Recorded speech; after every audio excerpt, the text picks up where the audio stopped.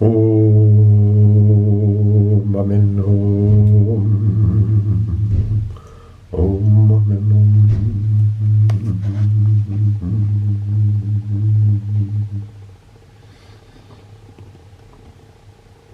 Leonardo de Coimbra, nesta pintura de Eduardo Malta, que Santana Dionísio possuía e com quem eu convivendo durante alguns anos, quando ensinava Agni Raj Yoga no restaurante e centro alternativo Suribashi, no Porto, pude contemplar por mais de uma vez, cheia de força. É agora, neste dia 24 de janeiro, invocado por uma pequena leitura da sua obra A Rússia de hoje e o homem de sempre.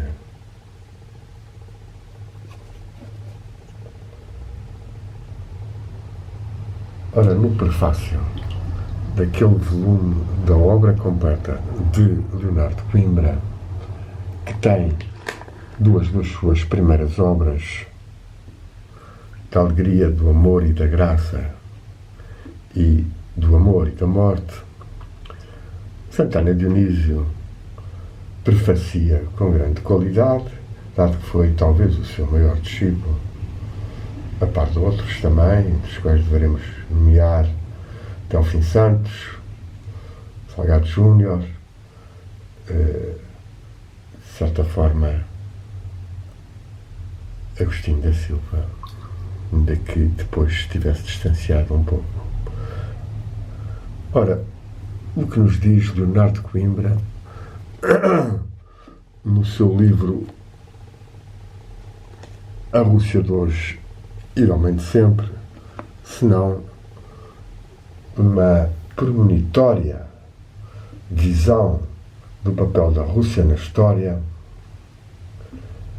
e com uma atualidade tremenda face ao que encontramos agora de uma luta de cruzadas, de cruzados do anglo-americanismo ocidental e da NATO e da União Europeia e da Rússia defensora dos valores civilizacionais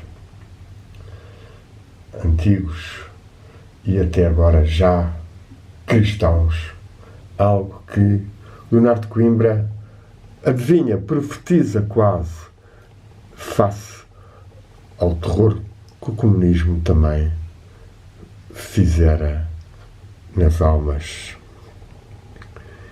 E, no prefácio a este volume de obra completa, Leonardo de Coimbra explica-nos que Santana Dionísio explica-nos que Leonardo de Coimbra escrevia os livros, em geral, muito rapidamente, de uma só vez, mas outros, um pouco mais profundos, levava semanas ou meses quando tinha tempo fora da sua atividade de professor. Uma atividade fabulosa. Leonardo de Coimbra foi um mestre de magistério, chegou a ministro da Educação, mas foi depois atacado e abandonou o cargo. Mas é importante referir este aspecto do magistério liceal como um dos maiores génios de Portugal, de sempre, Leonardo de Coimbra fez, quando hoje em dia se tenta desvalorizar os professores e pagar-lhes mal e enchê-los de atividades burocráticas que a nova ordem mundial, sem dúvida nenhuma, um sistema massificante e alienante, obriga os professores a sujeitarem-se, perdendo nesse aspecto muito tempo que deveria ser dedicado tanto à investigação como ao acompanhamento dos alunos. Aspecto grave, que algumas escolas e métodos educacionais tentam dar outras soluções para o problema da educação. Estou-me a lembrar da Academia Livre Escola da Ponte, e há que termos muita atenção ao que está por detrás da intencionalidade de muitas das medidas ditas económicas e organizativas. Diz-nos então aqui Santana Dionísio que este livro foi um dos tais que demorou 1 mês, ou 2, ou 3 a ser escrito quando esteve, ou quando estava nas suas férias grandes, junto a Amarante, junto ao Marão, tal como Teixeira Pascoais. E depois diz-nos alguns aspectos bem valiosos sobre Leonardo, nomeadamente um pouco, vou ler, um homem de natureza expansiva e ao mesmo tempo concentrada, que de princípio a fim viveu nesta terra materna, para que um filósofo antigo designava discretamente pela expressão o que mais importa. Traço. Eis a melhor definição, talvez, que poderemos dar do espírito criador do criacionismo.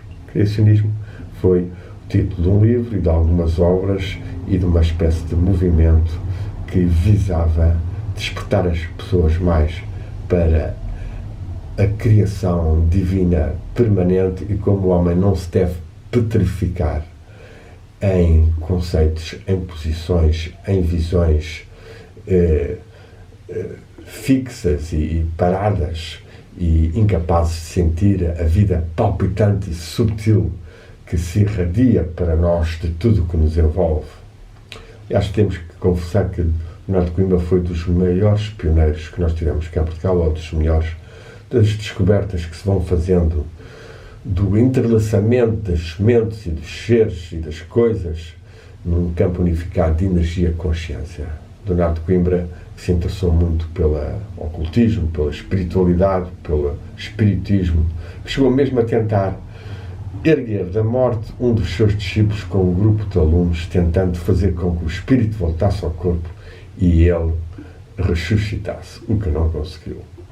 Certamente difícil, muito difícil, a menos que haja uma bênção muito grande do alto, como poderá ter-se tido, provavelmente, a ser verdade, no episódio evangélico de Jesus e de Lázaro. Depois continua-nos Santana Dionísio, retomando o facho da Amorim Viana, Antero de Cantal e Sampaio Bruno. Leonardo Coimbra foi uma alma sincera e audaz, uma inteligência interrogativa e fremente, um espírito de extraordinária curiosidade e amplitude, um homem de olhos fitos na imensidade e ao mesmo tempo atentos ao que se passa na terra, de verbo pronto e simpatia imediata, alegre e sério, com a aparência do homem sarcástico, mas no íntimo rico de lenheza e de bondade, ávido de convívio fraterno e sequioso de conhecimento absoluto, permanentemente dominado pelo sentimento de que a vida é um mistério e de que o ato de pensar, como ele mesmo disse num dos seus momentos culminantes da sua existência de filósofo, é a mais eficaz e séria forma de prestar atenção a esse mistério. Pensar que não excluía certamente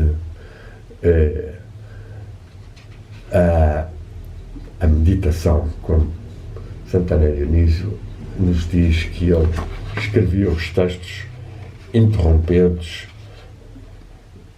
quando ia para a montanha bronze e distante do Marão, nas férias, no aparente remanso das férias grandes, trabalhava como poucos em sessões maciças de meditação e tácita exaltação eloquente, passeando e fumando, sentando-se e cobrindo com o seu cursivo corredio papéis sobre papéis, prontos para logo ser mais de mão a seguirem para a tipografia. Diz-nos também, dentro daquele sentido que eu há pouco afirmei, um dos dados, uma das ideias nucleares do seu pensamento profundamente religioso é a de que, citação, toda a existência é social. Essa intuição da solidariedade cósmica é uma das constantes mais definidoras de filósofo. Aos seus olhos, tudo no universo é uma incessante e gratuita troca de interações, de simpatia e de telepatia. O Sol telepatiza todos os corpos do seu sistema, a Terra telepatiza todos os seres que fazem parte do seu corpo, no espaço e no tempo. Todos os fenómenos seriam todos os fenómenos seriam levitadas e gratuitas expressões da sua tendência concordante. A experiência inefável de uma visão solidária do mundo chamava Leonardo de Coimbra sentimento da presença ou estado de graça. E cita-nos uma bela frase também de Leonardo, e isto aqui devíamos meditar profundamente, com regularidade. Estar em graça é ir devagar na solidão, a conversar com o invisível, a encher de palavras amorosas, a encher de humanas palavras amorosas todo o espaço sem voz. Eu aqui acrescentava pela minha própria experiência que estar em graça é trabalhar calma e devagarmente a orar pelos seres que já estão no invisível e que precisam de energias e palavras amorosas nos espaços pluridimensionais em que se encontram, para poderem enriquecer-se espiritualmente, religarem-se mais com a divindade e harmonizarem-se entre si quando houve choques maiores com outros seres na Terra. Vamos então agora ler um pouco desta obra escrita no último ano da vida de Leonardo de Coimbra, A Rússia de Hoje e o Homem de Sempre, na qual Leonardo de Coimbra passa em perspectiva o tema deste modo, conforme os capítulos. Uma primeira parte, o homem, humanismo idealista ou idealismo realista, humanismo cristão, humanismo antropolátrico e humanismo exaustivo.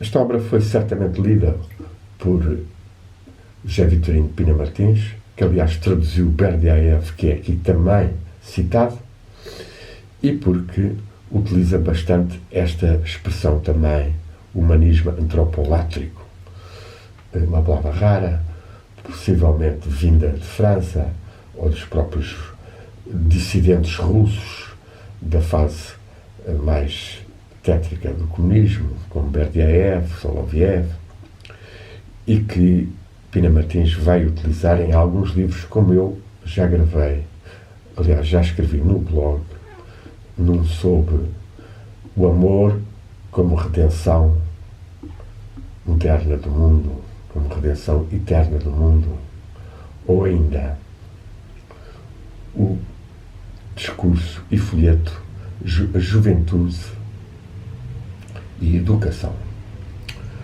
Na segunda parte temos a Rússia, a perspectiva histórica, a Rússia de Kiev, a Rússia moscovita, as perturbações, a consciência nacional, as reformas religiosas e novas participações, a Rússia petroviana, o Imperador Pedro, a vida espiritual, o cristianismo russo, onde fala aqui bastante então de Kirkov, Dostoiévski, Berdyaev, Soloviev, Bulgakov e outros, Merodchov, Koksky, o homem russo e, por fim, o bolchevismo.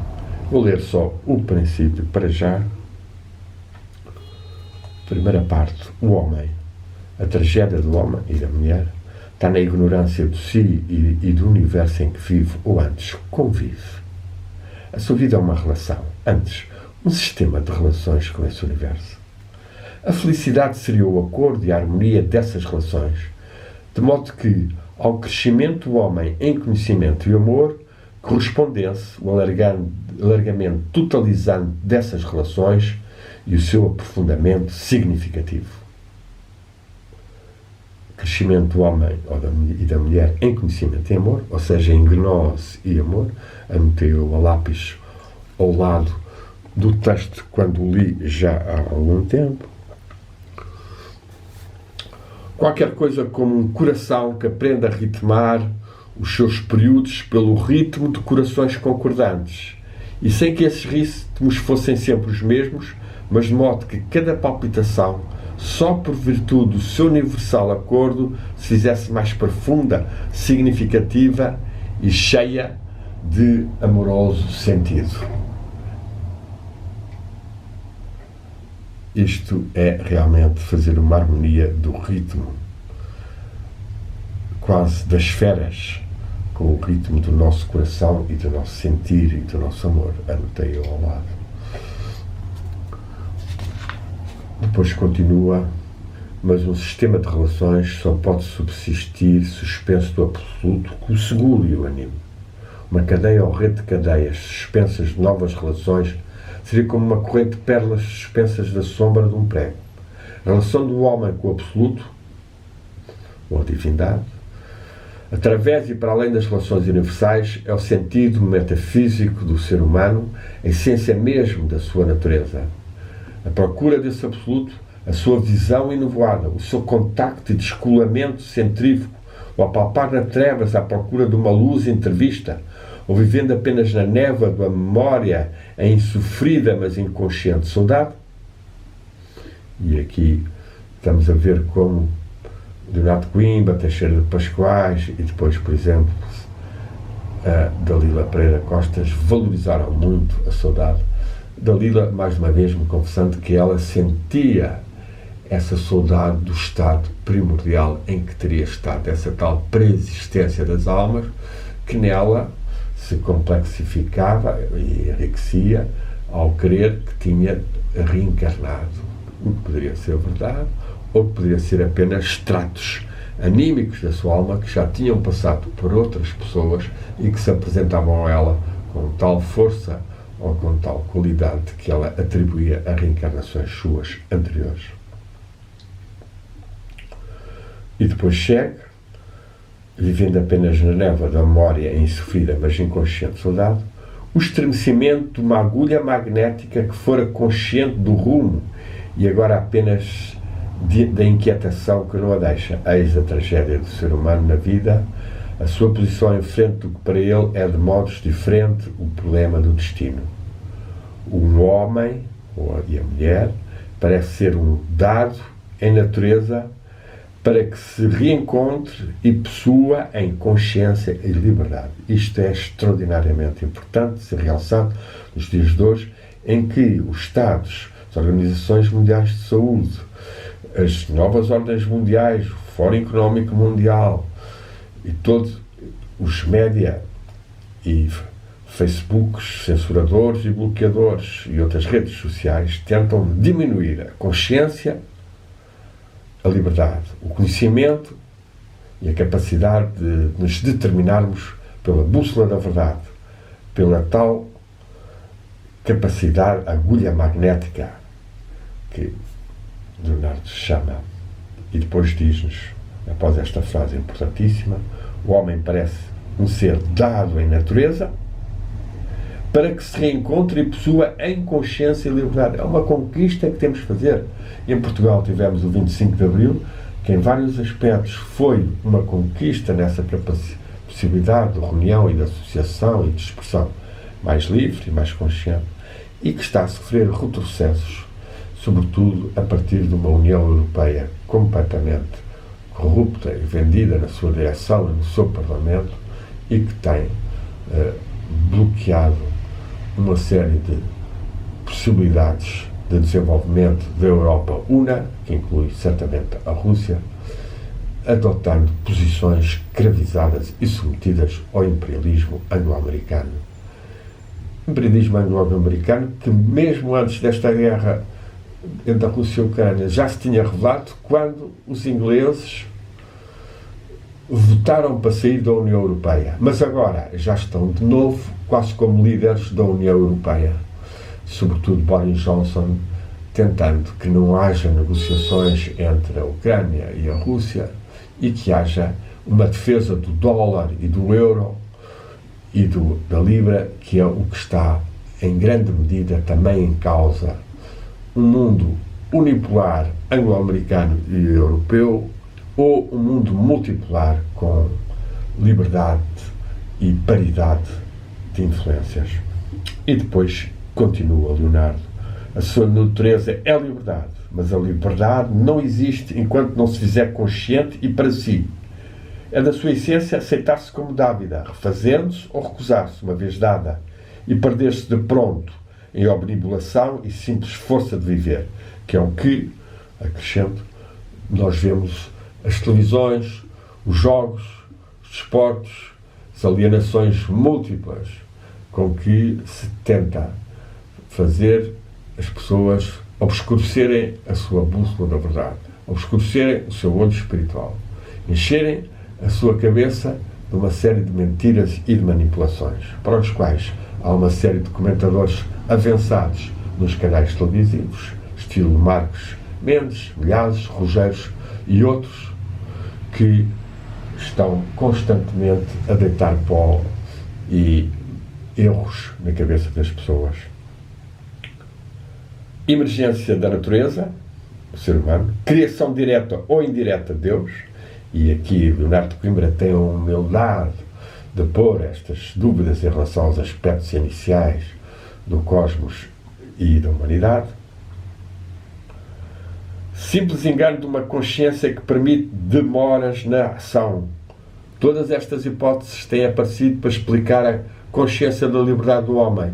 Maravilhoso por dizer-se a si mesmo um eu, opondo-se, ou interrelacionando-se, diremos, opondo-se um universo. Daí as diferentes formas de humanismo, seja as diferentes formas de luta do homem com o destino. Foi o título de uma obra de Leonardo de Coimbra, também valiosa. Destino de luz, a caminho do sol das alturas, símbolo do sol das ideias de Platão, do coração solar de um Deus de justiça e amor. Oremos, amém, que assim seja. O destino de trevas, fulgência da consciência humana entre as trevas que a precedem e as trevas fatais da morte do homem e da sua humanidade. Aqui vemos como é valioso este primeiro capítulo, que vale a pena talvez lê-lo todo. Esperemos que a gravação dê e saudemos de novo a imagem de Leonardo de Coimbra, que nos tem dado a falar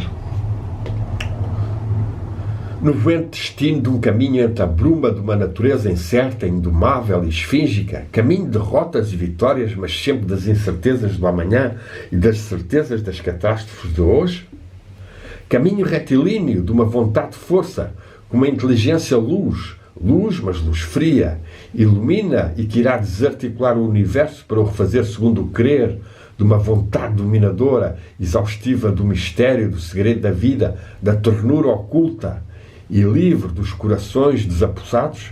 Isto aqui também é de um pioneirismo e de um profetismo, de uma clarividência muito grande.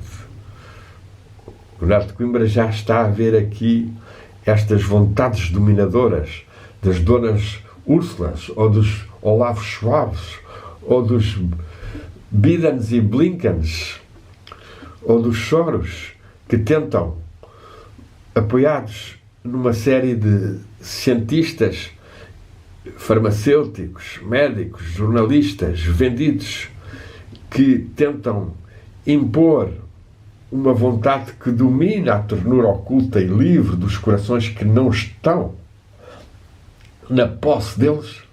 E isto então é realmente uma luta tremenda, invisível, que as pessoas não têm consciência, como as pessoas são controladas por narrativas oficiais e pelos actos que essas narrativas oficiais impõem ou tentam impor às pessoas, e como as reações contra são, ou foram, ou têm sido, ou são violentamente reprimidas. E lembrar-nos, por exemplo, de Macron e os seus mercenários violentíssimos da polícia de choque francesa, que cegaram mais de 600 pessoas, atiraram aos olhos das pessoas, à cara, aos olhos, para não falar de outras repressões que sucedem e sucederam nos Estados Unidos, em que vitimaram George Floyd e tantos outros. E para não se falar ainda também de jornalistas que tiveram que fugir da Europa, médicos que tiveram que ser internados em clínicas psiquiátricas porque discordavam da narrativa oficial que se fez acerca do Covid e das vacinas. Portanto, seres que não quiseram ser apossados, controlados, dominados por essas vontades frias e ciências racionalistas que negam o espírito, que negam os mundos espirituais ou subtis e as energias subtis e a própria vida imortal e o espírito humano de origem divina.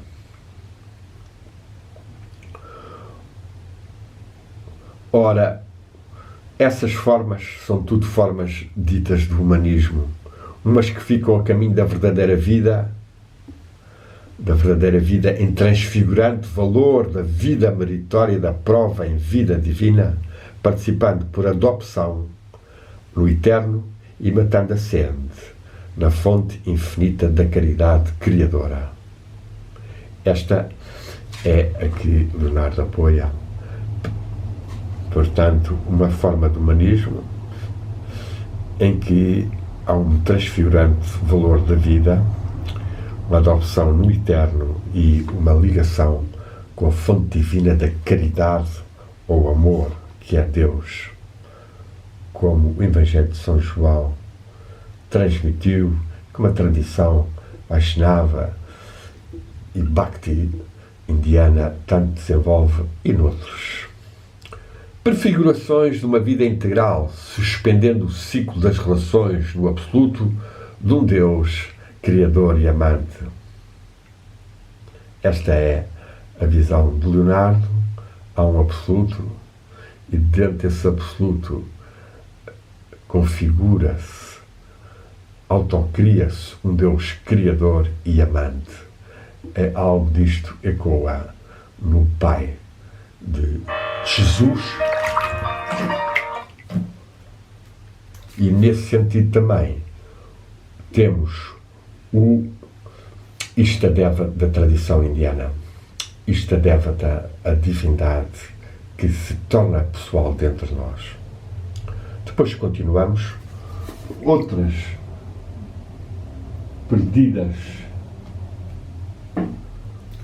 perdidas em insuficientes esforços de redenção, tapando os olhos em face da morte, dissolvendo a liberdade em aceitação e apagando o eu no dilúvio do universo. Isto é tudo o que é nihilistas, seja ditos filósofos ou até religiosos, e que negam um eu, não o aceitando e apagando, retornando, no fundo, a um estado não existente. Outras formas de orgulho de um cientismo, desvio pecaminoso de uma ciência que, encontrando o universo expresso em ideias, implica uma inteligência suprema. Entre parênteses, esta parte, esgotando o mistério em explicações meramente humanas, desarticulando o universo em elementos de uma máquina de que o homem será dono e senhor. Isto é, claramente, o que hoje em dia a ciência e a nova ordem mundial, tentando substituir o cérebro humano, a alma humana, por chips, por inteligência artificial. Um país, a Arábia Saudita, dos mais radicais na sua recusa da aceitação do amor e da liberdade e da consciência, dando o primeiro bilhete de identidade a um robô, ou uma robô, claro. Uma zona do globo completamente seca, árida, com uma repressão fortíssima sobre o Iémen e sobre os Xias, e que teve essa primazia de dar o primeiro bilhete de identidade a uma máquina. E conclui assim: tudo formas de humanismo, humanismo idealista, humanismo antropolátrico, degradado em humanismo nihilista ou exaustivo. O humanismo antropolátrico é, de facto, o humanismo comunista, considera o humanismo, e vai desenvolver isso no resto do livro, em que há muitas preocupações humanas e sociais valiosas, mas que ao cortar a divindade e ao adorar o homem, daí que seja uma latria do antropos, do ser humano, um humanismo antropológico, é errado e que degrada-se nos nihilistas ou exaustivo. E, finalmente, o humanismo teocêntrico ou cristão, e que também podemos ser o humanismo de outras tradições, como a indiana ou como a mística do Islão e de outras tradições. Vamos terminar aqui este primeiro capítulo da primeira parte do livro, A Rússia de hoje e o homem de sempre, ficando uma segunda parte para lermos o fim do livro. Temos graças. Amém. Que as bênçãos do Leonardo de Coimbra, que as bênçãos divinas cheguem até nós e que nós possamos informar-nos, estudarmos, escrevermos, meditarmos para estarmos mais conscientes, termos a agulha magnética, ou como eu chamo a bússola verdade, tal como o mestre Darashikov, que também muito preso, filho do Shah Jahan, notável místico, ecuménico e sufi, escreveu e desenvolveu, para que possamos resistir a toda esta avalanche de notícias e narrativas oficiais e medidas censuradoras e bloqueadoras e que têm intensificado a luta e a divisão na humanidade. Possamos, pois, discernir bem, posicionarmos corretamente e comungarmos interiormente com a presença, como Leonardo quis e que irradia num universo em convívio que nos transmite constantemente energias e forças e luz de origem divina e que nós assimilamos e nos transfiguramos como Leonardo quer para uma vida amorosa e livre. Demos profundas graças a Leonardo, Santana Dionísio e a toda a civilização russa e aos seus mestres como Dostoevsky, Berdaev, Kirkov, Soloviev, Bulgakov, Florensky. Demos graças também a todos os que vão lutando agora para que a humanidade sobreviva à nova ordem mundial e ao imperialismo opressivo anglo-americano e ocidental, materialista e massificante. Que as bênçãos divinas sejam invocadas e recebidas por nós ao longo de cada dia, das meditações e orações, e testemunhada em atos e vivências. Demos graças. Amém.